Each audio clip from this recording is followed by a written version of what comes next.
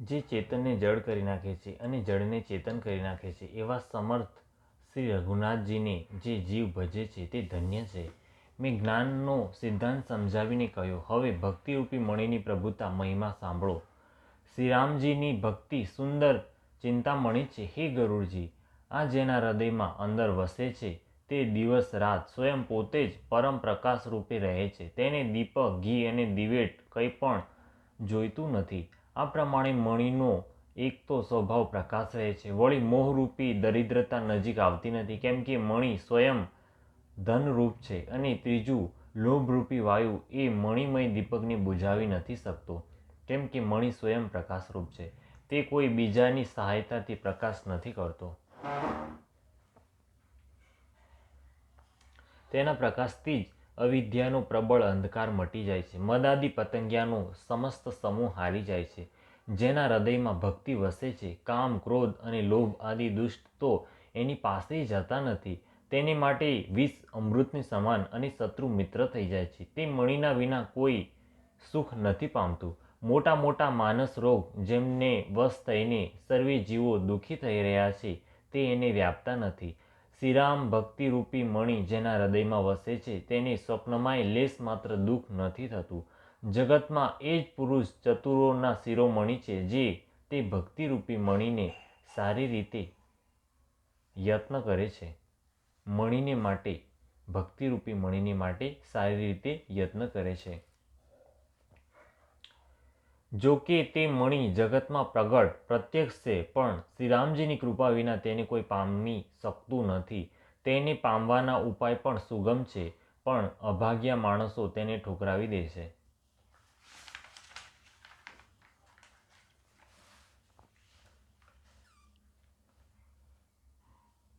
વેદ પુરાણ પવિત્ર પર્વત છે. શ્રીરામજીની અનેક પ્રકારની કથાઓ તે પર્વતોની સુંદર ખાણો છે.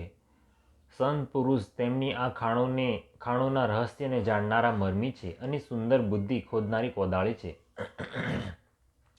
હે ગરુડજી, જ્ઞાન અને વૈરાગ્ય આ બે એમના નેત્ર છે. જે પ્રાણી તેને પ્રેમની સાથે શોધે છે તે સર્વે સુખોની ખાણા ભક્તિરૂપી મણીને પામી જાય છે.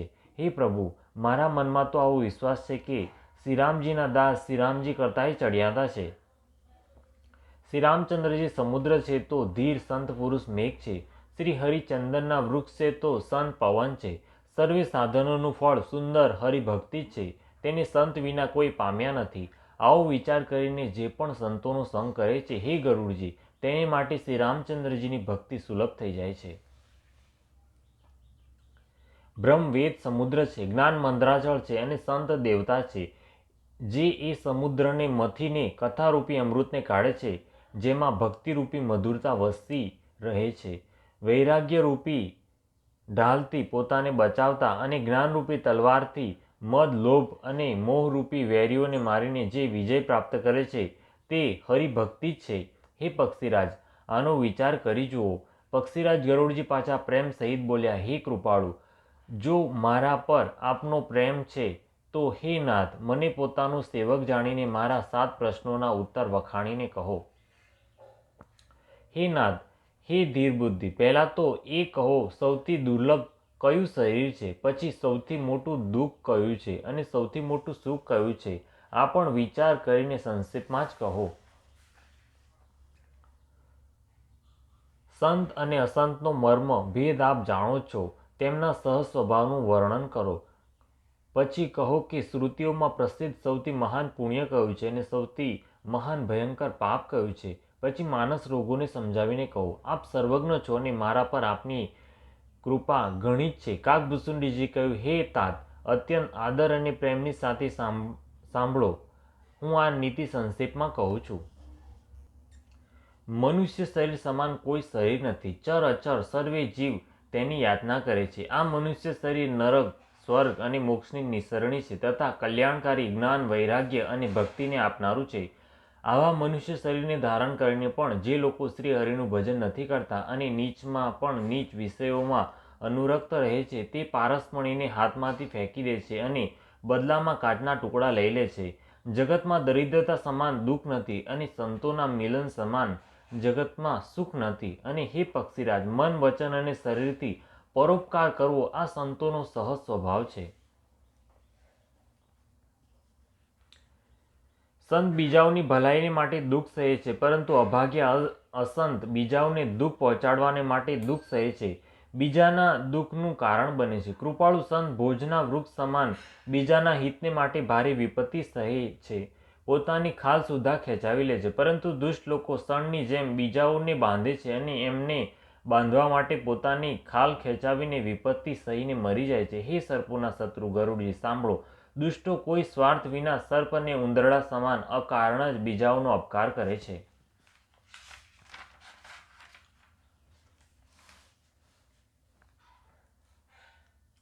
તે પારકી સંપત્તિનો નાશ કરીને સ્વયં નષ્ટ થઈ જાય છે, જેમ ખેતીનો નાશ કરીને કરા નષ્ટ થઈ જાય છે.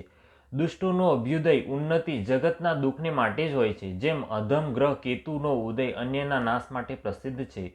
અને સંતોનો અભ્યુદય સદાય સુખકારી હોય છે, જેમ ચંદ્રમા અને સૂર્યનો ઉદય વિશ્વભર માટે સુખદાયક છે. વેદોમાં અહિંસાને પરમ ધર્મ માન્યો છે અને પરનિંદા જેવું ભારે પાપ નથી. શંકરજી અને ગુરુજીની નિંદા કરનાર મનુષ્ય બીજા જન્મમાં દેડકું થાય છે. હજારો જન્મ સુધી તે જ દેડકાનું શરીર પામે છે. બ્રાહ્મણોની નિંદા કરનારો વ્યક્તિ ઘણા જ નરક ભોગવી પછી જગતમાં કાગડાનું શરીર ધારણ કરે છે. જે અભિમાની જીવ દેવો અને વેદોની નિંદા કરે છે તે રૌરવ નરકમાં પડે છે. સંતોની નિંદામાં પડેલા લોકો ઘુવડ થાય છે, જેને મોહરૂપી રાત્રિ પ્રિય હોય છે અને જ્ઞાનરૂપી સૂર્ય જેમના માટે વીતી ગયેલો અસ્ત થઈ ગયેલો રહે છે. જે મૂર્ખ મનુષ્ય સર્વેની નિંદા કરે છે તે તામાચીડિયું થઈને જન્મ લે છે. હે તાત, હવે માનસ રોગો સાંભળો, જેનાથી બધા લોકો દુઃખ પામ્યા કરે છે. બધા રોગોનું, વ્યાધિઓનું મૂળ મોહ એટલે કે અજ્ઞાન છે. તે વ્યાધિઓથી વળી બીજા અનેક સૂળ એટલે કે દુઃખ ઉત્પન્ન થાય છે. કામ વાત વાયુ છે, લોભ અપાર વધેલો કપ છે અને ક્રોધ પિત્ત છે, જે સદાય છાતી બાળતો રહે છે.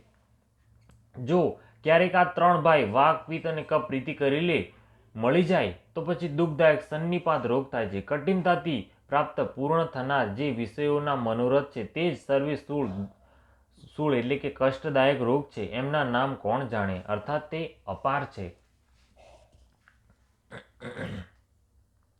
મમતા દાદર છે, ઈર્ષા ડાહ ખુજલી છે, હર્ષ વિષાદ ગળાના રોગોની અધિકતા છે, ગલગંઠ, કંઠમાળા અને ઘેઘા આદિ રોગ છે.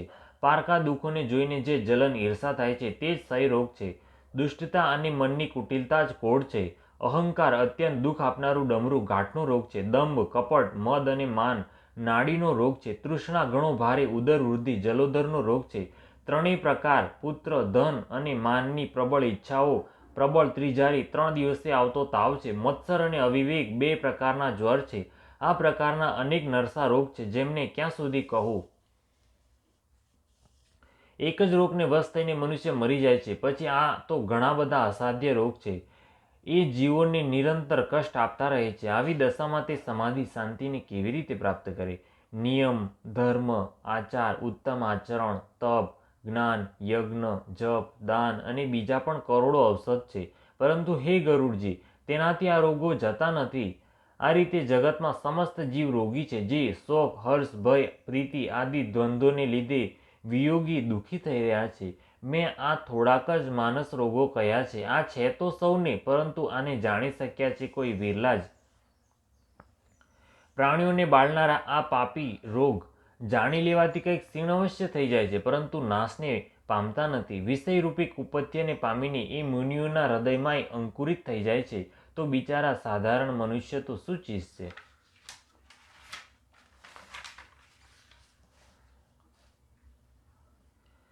જો શ્રી રામચંદ્રજીની કૃપાથી એ પ્રકારનો સંયોગ બની જાય તો આ સર્વે રોગ નષ્ટ થઈ જાય. સદગુરુ રૂપી વૈદ્યના વચનમાં વિશ્વાસ થાય, વિષયોની આશા ન રાખે. આ સંયમ ચરી છે. શ્રી રઘુનાથજીની ભક્તિ સંજીવની જડી છે. શ્રદ્ધાથી પૂર્ણ બુદ્ધિ જ અનુપાન એટલે કે દવાની સાથે લેવામાં આવનાર મધ આદિ છે. આ પ્રકારનો સંયોગ થાય તો તે રોગ ભલે જ નષ્ટ થઈ જાય, નહીં તો કરોડો પ્રયત્નોથી પણ નથી જતા. હે ગોસાઈ, મનને નિરોગી થયું ત્યારે જ જાણવું જોઈએ, જ્યારે હૃદયમાં વૈરાગ્યનું બળ વધી જાય, ઉત્તમ બુદ્ધિરૂપી ભૂખ નિત્ય નવી વધતી રહે અને વિષયોની આશારૂપી દુર્બળતા મટી જાય. આ પ્રમાણે સર્વે રોગોથી છૂટીને જ્યારે મનુષ્ય નિર્મળ જ્ઞાનરૂપી જળમાં સ્નાન કરી લે છે ત્યારે તેના હૃદયમાં રામ ભક્તિ છવાઈ રહે છે. શિવજી, બ્રહ્માજી, સુખદેવજી, સનકાદિક અને નારદ આદિ બ્રહ્મ વિચારમાં પરમ નિપુણ જે મુનિ છે, એ પક્ષીરાજ, તે સર્વેનો મત આ જ છે કે શ્રીરામજીના ચરણ કમળોમાં પ્રેમ કરવો જોઈએ. શ્રુતિ, પુરાણ અને સર્વે ગ્રંથ કહે છે કે શ્રી રઘુનાથજીની ભક્તિ વિના સુખ નથી. કાચબાની પીઠ પર ભલે જ વાળ ઉગી આવે, વાંજણીનો પુત્ર ભલે જ કોઈને મારી નાખે, આકાશમાં ભલે અનેક પ્રકારના ફૂલ ખીલી ઉઠે, પરંતુ શ્રી હરિથી વિમુખ થઈને જીવો સુખ પ્રાપ્ત નથી કરી શકતા. મૃગ તૃષ્ણાના જળને પીવાથી ભલેને તરસ छिपाઈ જાય, સસલાના માથા પર ભલેને સિંગડા ઉગી જાય, અહંકાર ભલેને સૂર્યનો નાશ કરી નાખે, પરંતુ શ્રી રામચંદ્રજીથી વિમુખ થઈને જીવ સુખ નથી પામી શકતો. બરફથી ભલેને અગ્નિ પ્રગટ થઈ જાય, આ સર્વે અસંભવ વાતો સંભવ ભલે થઈ જાય, પરંતુ શ્રીરામથી વિમુખ થઈને કોઈ પણ સુખ નથી પામી શકતા. જળને મથવાથી ભલેને ઘી ઉત્પન્ન થઈ જાય અને રેતીને પેરવાથી ભલેને તેલ નીકળી આવે, પરંતુ શ્રી હરિના ભજન વિના સંસારરૂપી સમુદ્રને તરી શકાતો નથી. આ સિદ્ધાંત અચળ છે. પ્રભુ મચ્છરને બ્રહ્મા કરી શકે છે અને બ્રહ્માને મચ્છરથી પણ તુચ્છ બનાવી શકે છે. આવું વિચારીને ચતુર પુરુષ સર્વે સંશય ત્યાગીને શ્રી રામચંદ્રજીને જ ભજે છે.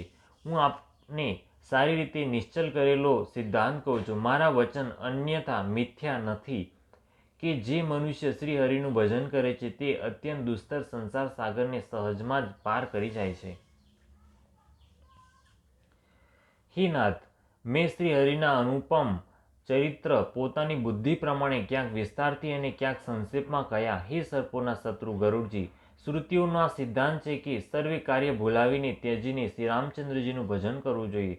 પ્રભુ શ્રી રઘુનાથજીને ત્યજીને બીજા કોનું સેવન ભજન કરાય, જેમનું મારા જેવા મૂર્ખ પર પણ મમત્વ સ્નેહ છે. હે નાથ, આપ વિજ્ઞાન રૂપ છો, આપને મોહ નથી. આપે તો મારા પર મોટી કૃપા કરી છે, જે આપે મને સુખદેવજી, સનકાદી અને શિવજીના મનને પ્રિય લાગનારી અતિ પવિત્ર રામકથા પૂછી. સંસારમાં ઘડીવારનો અથવા પળવારનો એક વખતનો સત્સંગ દુર્લભ છે. હે ગરુડજી, આપના હૃદયમાં વિચાર કરી જુઓ, શું હું પણ શ્રી રામચંદ્રજીના ભજનનો અધિકારી છું? પક્ષીઓમાં સર્વેથી નીચ અને સર્વ પ્રકારે અપવિત્ર છું, પરંતુ આવું હોવા છતાંય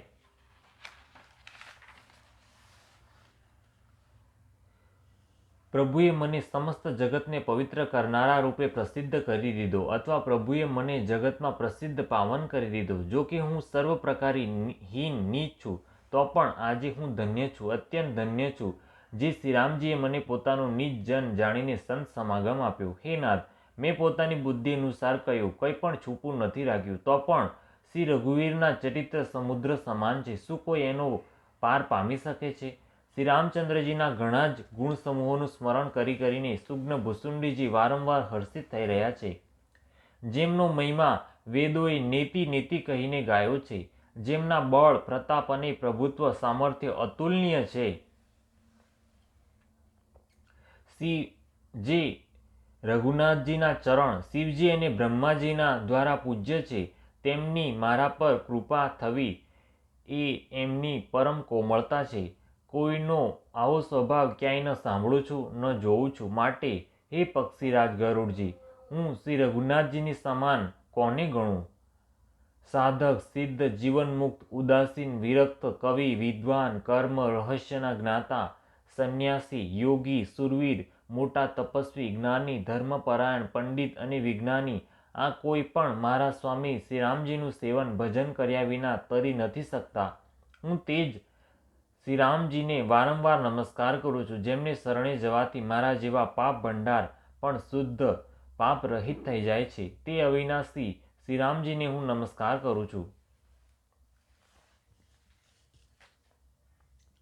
જેમનું નામ જન્મ મરણ રૂપી રોગનું અચૂક ઔષધ અને ત્રણેય ભયંકર પીડાઓ આધિદૈવિક, આધિભૌતિક અને આધ્યાત્મિક દુઃખોને હરનારું છે. તે કૃપાળુ શ્રીરામજી મારા ઉપર અને આપ પર સદાય પ્રસન્ન રહો. ભુસુંડીજીના મંગળમય વચન સાંભળીને અને શ્રીરામચંદ્રજીના ચરણોમાં એમનો અતિશય પ્રેમ જોઈને સંશયમાંથી સારી રીતે છૂટેલા ગરુડજી પ્રેમ સહિત વચન બોલ્યા. શ્રી રઘુવીરના ભક્તિ રસમાં તરબોળ થયેલી આપની વાણી સાંભળીને હું કૃત્ય થઈ ગયો. શ્રી રામચંદ્રજીના ચરણોમાં મારી નવીન પ્રીતિ થઈ ગઈ અને માયાથી ઉત્પન્ન બધી વિપત્તિ ચાલી ગઈ. મોહરૂપી સમુદ્રમાં ડૂબતો હું મારા માટે આપ વહાણ થયા. હે નાથ, આપે મને અનેક પ્રકારના સુખ આપ્યા, પરમ સુખી કરી દીધો. મારાથી આનો પ્રત્યુપકાર ઉપકારના બદલામાં ઉપકાર નથી થઈ શકતો. હું તો આપના ચરણોની વારંવાર વંદના જ કરું છું. આપ પૂર્ણ કામ છો અને શ્રી રામચંદ્રજીના પ્રેમી છો. હે તાત, આપના સમાન કોઈ ધનભાગી નથી. સંત, વૃક્ષ, નદી, પર્વત અને પૃથ્વી આ સર્વેની ક્રિયા પારકાના હિત માટે જ હોય છે. સંતોના હૃદય માખણ સમાન છે આવું કવિઓએ કહ્યું છે, પરંતુ તેમણે અસલ વાત કહેવી નથી જાણી. કેમ કે માખણ તો પોતાને તાપ મળવાથી પીગળે છે, પરંતુ પરમ પવિત્ર સંત બીજાના દુઃખથી પીગળી જાય છે. મારું જીવન અને જન્મ સફળ થઈ ગયા. આપની કૃપાથી સર્વે સંશય ટળી ગયો. સદા મને આપનો દાસ જ જાણજો. શિવજી કહે છે, હે ઉમા, પક્ષી શ્રેષ્ઠ ગરુડજી વારંવાર આવું કહી રહ્યા છે.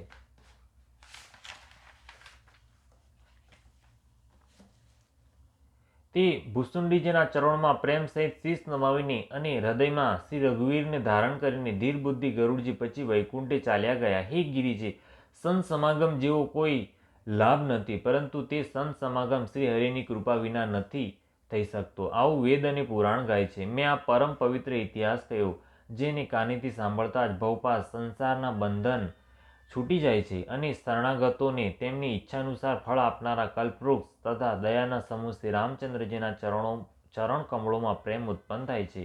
જેઓ કાન અને મન લગાવીને આ કથાને સાંભળે છે, તેમના મન, વચન અને કર્મ શરીરથી ઉત્પન્ન સર્વે પાપ નષ્ટ થઈ જાય છે. તીર્થયાત્રા આદિ ઘણા જ સાધન, યોગ, વૈરાગ્ય અને જ્ઞાનમાં નિપુણતા,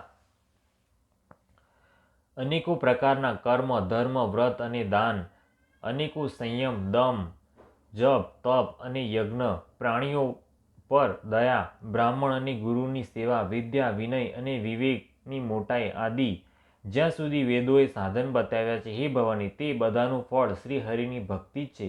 પરંતુ શ્રુતિઓમાં ગાયેલી તે શ્રી રઘુનાથજીની ભક્તિ શ્રી રામચંદ્રજીની કૃપાથી કોઈ એક વિરલો જ પામ્યો છે. પરંતુ જે મનુષ્ય વિશ્વાસ રાખીને આ કથાને નિરંતર સાંભળે છે, તે વિના પરિશ્રમે જ એ મુનિ દુર્લભ હરિભક્તિને પ્રાપ્ત કરી લે છે. જેનું મન શ્રી રામચંદ્રજીના ચરણોમાં અનુરક્ત છે, તે જ સર્વજ્ઞ, સર્વ કંઈ જાણનારા છે. એ જ ગુણી છે, એ જ જ્ઞાની છે, એ જ પૃથ્વીનું ભૂષણ, પંડિત અને દાની છે. એ જ ધર્મ પરાયણ છે અને એ જ કુળનો રક્ષક છે. જે છળ છોડીને શ્રી રઘુવીરનું ભજન કરે છે, એ જ નીતિમાં નિપુણ છે, એ જ પરમ બુદ્ધિમાન છે.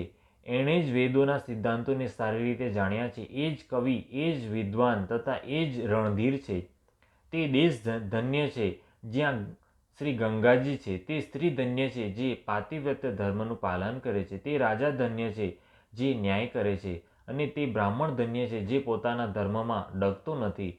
તે ધન ધન્ય છે જેની પ્રથમ ગતિ થાય છે, જે દાન દેવામાં વપરાય છે. તે બુદ્ધિ ધન્ય અને પરિપક્વ છે જે પુણ્યમાં લાગેલી છે. એ જ ઘડી ધન્ય છે જ્યાં સત્સંગ થાય છે અને એ જ જન્મ ધન્ય છે જેમાં બ્રાહ્મણની અખંડ ભક્તિ થાય છે. હે ઉમા, સાંભળો, તે કુળ ધન્ય છે, સમસ્ત સંસાર માટે પૂજ્ય છે અને પરમ પવિત્ર છે, જેમાં શ્રી રઘુવીર પરાયણ અનન્ય રામ ભક્ત વિનમ્ર પુરુષ ઉત્પન્ન થાય છે. મેં પોતાની બુદ્ધિ પ્રમાણે આ કથા કહી, જો કે પહેલાં આને છુપાવીને રાખી હતી. જ્યારે તમારા મનમાં પ્રેમની અધિકતા જોઈ, ત્યારે મેં શ્રી રઘુનાથજીની આ કથા તમને સંભળાવી. આ કથા એમને ન કહેવી જોઈએ જે શઠ, ધૂર્ત હોય, દુરાગ્રહી સ્વભાવના હોય અને શ્રી હરિની લીલાને મન દઈને ન સાંભળતા હોય, લોભી, ક્રોધી, કામીને જે ચરાચરના સ્વામી શ્રી રામચંદ્રજીને નથી ભજતા, તેમને આ કથા ન કહેવી જોઈએ.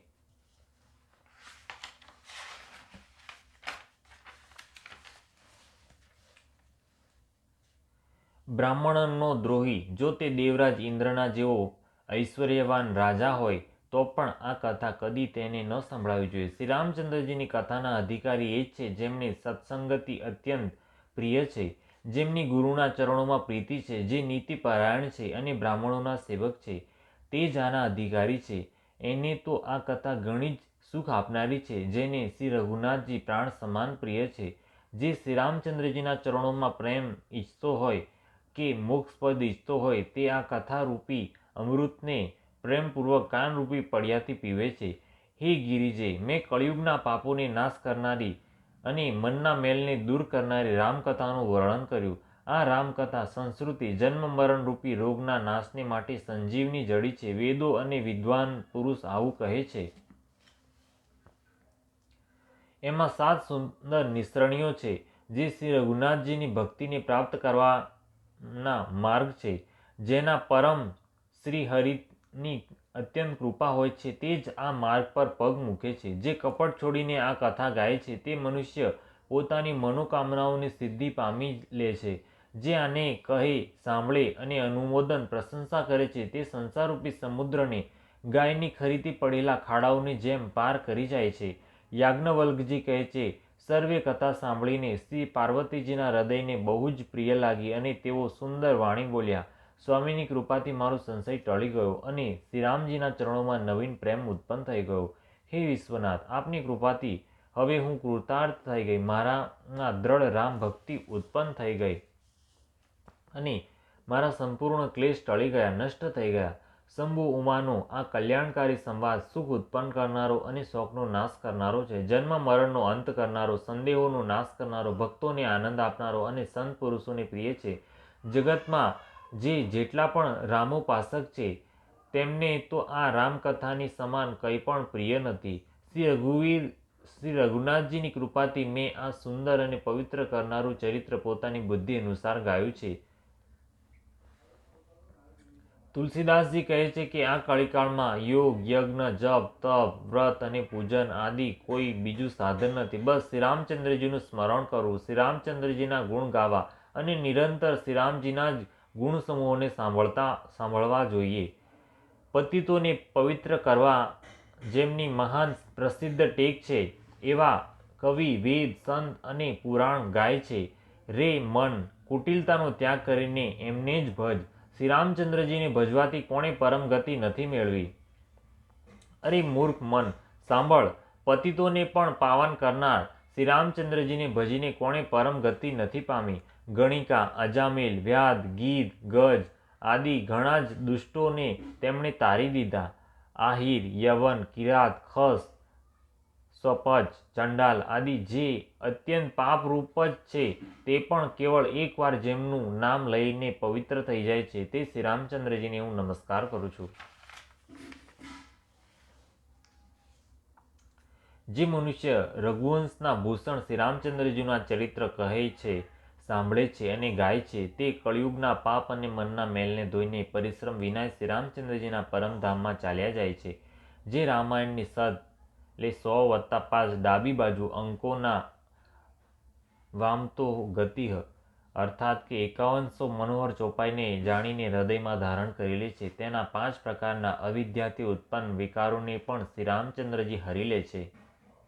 પરમ સુંદર, સુગ્ન અને કૃપાનિધાન તથા જે અનાથો પર પ્રેમ કરે છે એવા એક શ્રી રામચંદ્રજી જ છે. એમના સમાન નિષ્કામ, નિસ્વાર્થ હિત કરનારા, સુહૃદ અને મોક્ષ આપનારા બીજા કોણ છે?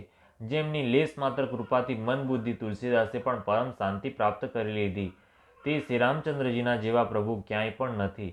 હે શ્રી રઘુવીર, મારા સમાન કોઈ દીન નથી અને આપના સમાન કોઈ દીનોનું હિત કરનારો નથી. આવો વિચાર કરીને હે રઘુવંશ મણી, મારા જન્મ મરણના ભયાનક દુઃખોનું હરણ કરી લો. જેમ કામીને સ્ત્રી પ્રિય લાગે છે અને લોભીને જેમ ધન પ્રિય લાગે છે તેવી જ રીતે હે રઘુનાથજી, હે રામજી, આપ નિરંતર મને પ્રિય લાગો.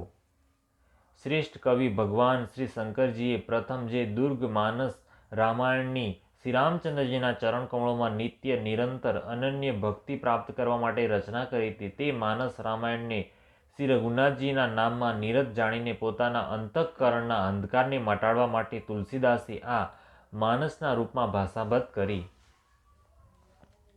આ રામચરિત માનસ પુણ્યરૂપ પાપોનું હરણ કરનાર, સદા કલ્યાણકારી, વિજ્ઞાન અને ભક્તિને આપનાર, માયા, મોહ અને મેલનો નાશ કરનાર, પરમ નિર્મળ પ્રેમરૂપી જળથી પરિપૂર્ણ તથા મંગળમય છે.